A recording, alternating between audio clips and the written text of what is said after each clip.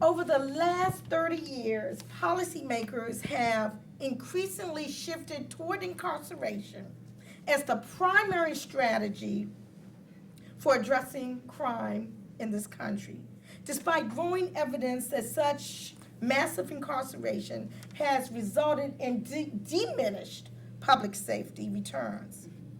And because all too often one's life's opportunities after imprisonment are so abysmally limited, recidivism becomes inevitable, resulting in a vicious, foreseeable cycle of incarceration.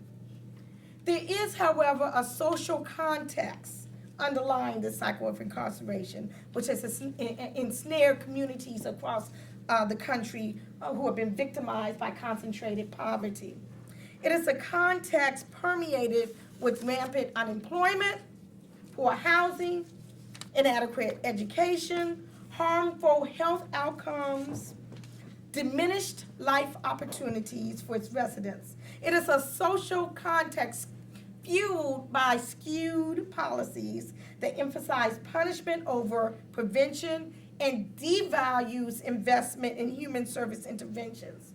It is imperative that we lift the curtain and take a multidisciplinary look behind this cycle of incarceration to address the underlying social context with the goal of stopping the cycle even before it begins. I want to repeat that. With the goal of stopping the cycle of incarceration even before it begins. And with that, I want to quote from one of my colleagues, death penalty attorney Brian Stevenson, director of the Equal Justice Institute there in Alabama, and it really struck a chord with me because it really encapsulates really what I'm trying to advance here today. But on a client's last hours before his execution, Brian relayed a conversation that they shared, and he said that the individual who was facing electrocution said to him, "Brian, it's so strange." He said, "All day long people have been saying to me, 'What can I do to help you?'" He said, "This morning the guards came to me and said, 'What do you want for breakfast?' At midday they came to me and said, 'What do you want for lunch?' And in the evening they came to me and said, 'What do you want for dinner?'" He said, "All day long, Brian, people have been saying, 'What can I do to help you?'" And he said, "They've been coming to me and asking me, do I want any stamps to mail my letters? Do I need coffee or water? Do I want access to the phone call to call my friends and family?" And Brian said, "I will never forget him saying, in these last few minutes, he said, 'Brian, it's been so strange. More people have said, what can I do to help you in the last 14 hours of my life than they ever did in the first 19 years of my life.'" There you go.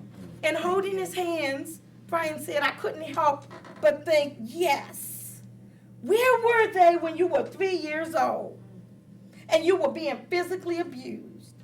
Where were they when you were 7 years old being sexually assaulted by your step-sibling?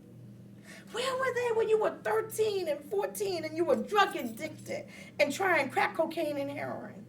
Where were you? Where were they when you were 17 and you were homeless, roaming the streets of Birmingham, Alabama?"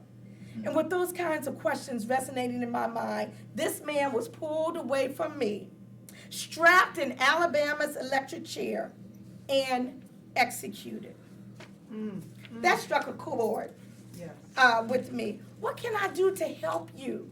Should have been the policy theme that ultimately will help us transform our justice system to one that is equitable, humane, and fair. What can I do to help you?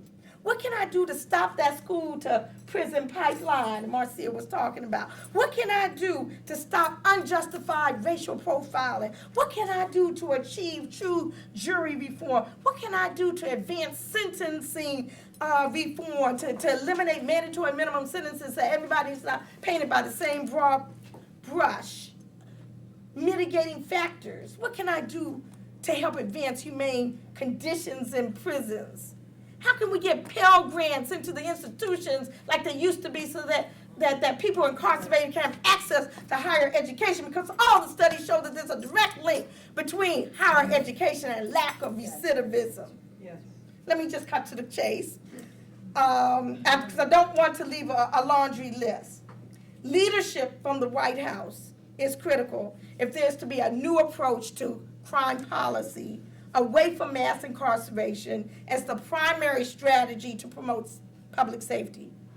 The planned creation of a White House Office on Urban Policy would significantly advance this approach. And I'm quoting, President Obama and Vice President Biden will create a White House Office on Urban Policy to develop a strategy for metropolitan America to ensure that all federal dollars targeted to urban areas are effectively spent on the highest impact programs.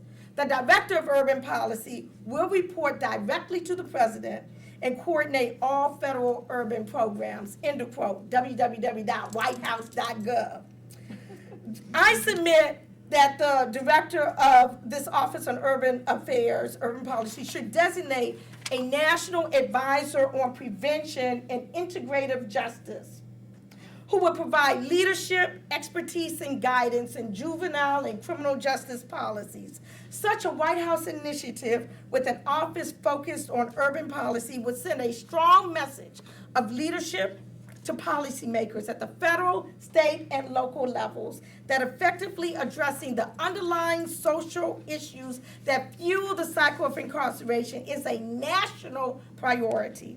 It's a more cost-effective means of promoting public safety and requires strong multidisciplinary communication and collaboration. So rather than leave a laundry list, if we really have an Office of Urban Policy as is proposed with a national advisor such as what I said, that takes everything that we're all talking around this table and people across the country are talking about and actualize it into policy from the top down, then maybe us with our communities from the bottom up will be able to really effectuate real change.